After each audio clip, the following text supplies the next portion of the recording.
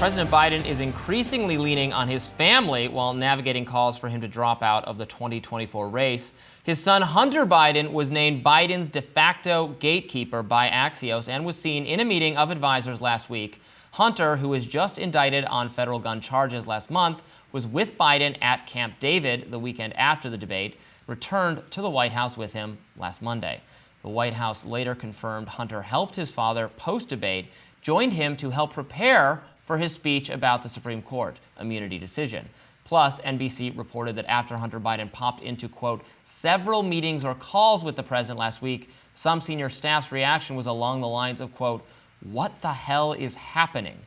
Meanwhile, First Lady Jill Biden, who's vehemently defended her husband following the debate, is seen as the only person who could convince Biden to drop out of the race. She's set to visit multiple key battleground states today to launch a Biden campaign initiative aimed at connecting with veterans and military families. Her tour today includes Georgia, Florida, and North Carolina. So Joe Biden not going anywhere today. Jill Biden hitting the campaign trail. I think that is telling in and of itself. Jessica, what do you make of this fact that seems to be increasing in significance that Jill Biden and Hunter Biden, embattled Hunter Biden, convicted of gun charges Hunter Biden, someone with very credible accusations of being involved in influence peddling, of having tried in the past to leverage his father on behalf of foreign financial issues. Not saying that worked or that Joe Biden went along with any of it, but it seemed pretty clear that Hunter's motivations were mixed. He is the one motivating Biden to make this decision. That is inconceivable to me. You'd think that was made up, that was dreamed up by right-wing people who are obsessed with Hunter Biden. No, it is being reported by mainstream outlets over and over again now. It is Hunter Biden in that place to make decisions. Well, think about it this way, Robby. If Trump wins, it'll be a White House pass from one convict to another. It'll be really beautiful. Yeah, this wouldn't be the first time in U.S. history where a president's family member is allegedly running the White House, right? The Nancy Reagan scandal, when Reagan was on his way out, people said she was running the White House. A lot of first ladies have allegedly run the White House before. Edith Wilson did actually run the White House. Yeah, you're right. That's true. Woodrow Wilson had a debilitating stroke, and that was our first female president, Edith Wilson. It's a great American tradition, Robby, but it is concerning. We had Donald Trump be criticized vehemently by Democrats for having his family members be his senior aides and be in the White House assisting with decision making. Now, we have Joe Biden doing seemingly the same thing. It does appear to be the case that regardless of how much decisions they're making, Jill Biden and Hunter Biden have some sort of say over Joe Biden's decision making as president right now. Democrats are hypocrites. If they're criticizing Donald Trump for having Ivanka, her partner Jared Kushner, and other family members as his closest aides, his children. I don't think Melania was making many decisions, if I'm being quite honest, but his children very clearly were making decisions with him in the White House. If you're upset about that, you have to be just as upset about Joe Biden doing the same thing. And that kind of double standard that we see, the very establishment members of the Republican Party and Democratic Party both having this perspective of making exceptions when it's their guy, but criticizing it when it's someone else. In a democratic country, the people making decisions should be people we vote for. And I think people criticize the fact that so many bureaucrats are appointed positions that never have to stand for election. But when it comes to senior aides, I've always liked when the senior aides are former members of Congress, people who have served before in elected positions, or at a lower tier, appointed ones, people with experience in governance. Joe Biden was a school teacher. Jared Kushner was a businessman and a financier. You have people serving these positions because they can be trusted by the president, but do they really have the decision-making power to be senior aides to the president? You had columnist Miranda Devine write for the New York Post that Hunter Biden is a proxy commander-in-chief right now, and that Hunter has, quote, always regarded himself as smarter than his father's aide. I think that's a ridiculous thing for a family member to believe, if that's true, coming from Miranda Devine.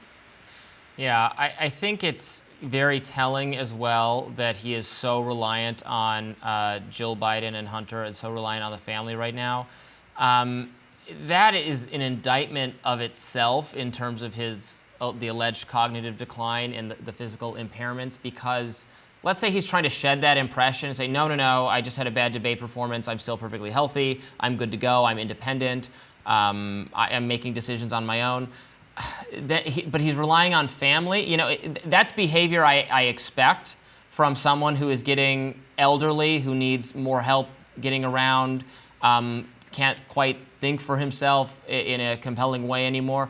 That's what people do. They start relying on family more. So the fact that he's clearly, that the family is the ones who he's relying on in terms of the campaigning. I think it's the campaigning more than it is necessarily the government policy, but it certainly seems, I mean, Joe Biden's doing campaign appearances on his behalf, in his stead, today and upcoming. That tells me something, that he's relying on family when he should be listening, you're right, to political advisors, to members of Congress, you know, in his own party, just from a political standpoint, not even talking about policy, from a keeping Donald Trump out of the White House perspective that all Democrats have. They don't want Trump to win the election. But Biden's not listening to them. He's listening to his family members. I mean, when people listen to their family members, when they start to forget, you know, who other people are, you know, people you casually see, wait, who is that again? That's something that happens to elderly people. They become more reliant on family because in many cases they have a longer lasting connections with those people, and they're more likely to recognize and identify them, and they understand them better. I mean, that reliance to me is itself kind of a red flag, no? I think it's a red flag because his family are going to be yes men for him. You're not going to get an honest, critical perspective from the people who love you the most in the world. They're going to deliver it to you gently. They're going to have more faith in you than other people who might have a more sober analysis, maybe based on the polling, based on the data. But it's clear that his senior aides have been yes men as well. So I would hope that his family, out of love for him, after being close to him now, it seems that, you know, Hunter Biden during the time of the trial was kind of at a distance from his father. Seeing him, you know, on camera, spending more time with his family, I think is very telling. And hopefully, at some point, the people that supposedly it needs to come from, we spoke to the former press secretary to Jill Biden, who said it very likely needs to come from someone like Barack Obama or Jill Biden or his closest family members to really get him to consider stepping aside. I mean, hopefully after spending more time with the president, they're going to realize it's the right thing to do as family who love him, not as political strategists that are smarter than his aides, although the bar is not very high for that right now. So maybe I'll give Hunter Biden some credit on that.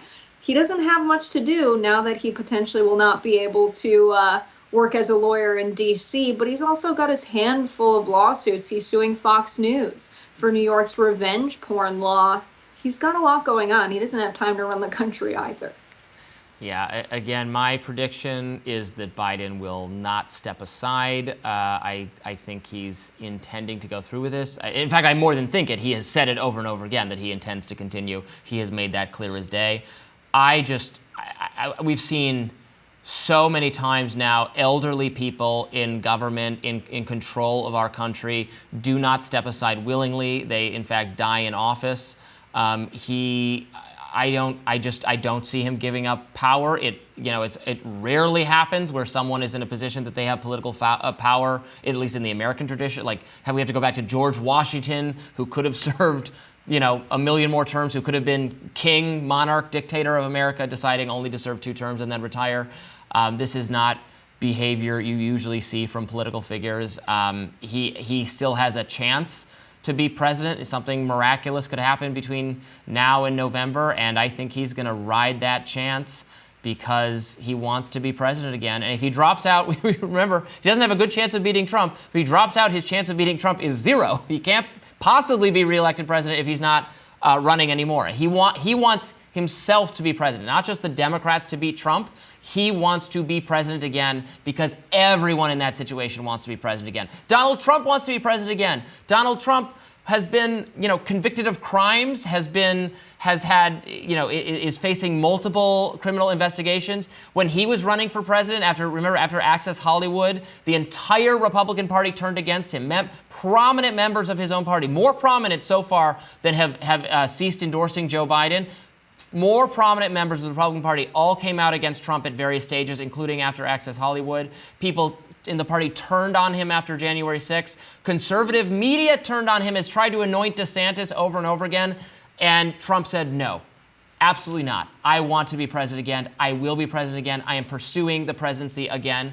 And he's very likely to win the presidency again. So I think that tells you something. Maybe Democrats you can say they're different. Maybe you say Joe Biden is a different figure than Donald Trump. Okay, fine. He's facing very similar political circumstances. He wants to be president again. He's a normal political actor, and they all want more power. People have compared this, Robby, to Ruth Bader Ginsburg. When everyone wanted her to retire, they said she's getting old. She refused. And people said, how could you say this to RBG? And then what happened? We had a conservative takeover, a pretty extreme one of, the Supreme Court. So it was this sort of short-term thinking of like, no, we love her so much. Let her stay in office. She's the greatest.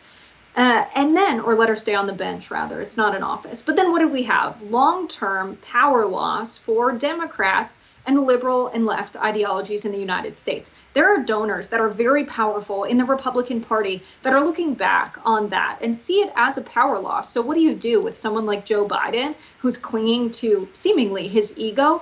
There has to be a threat of embarrassment. There has to be donors saying, you know what, if you're not going to drop out, we're going to start running ads of you during the Anita Hill hearing. We're going to start bringing up your unsavory political record and really forcing you out. You have to play hardball with someone like this, and you have to hurt their ego, because that's really what it is for Joe Biden. He's always wanted to be president. He's run so many times. He's had his campaign just crumble over his past, faux pas on the floor of Congress, but also very serious things like how he acted during the Anita Hill hearing, how he advocated for buses and segregation.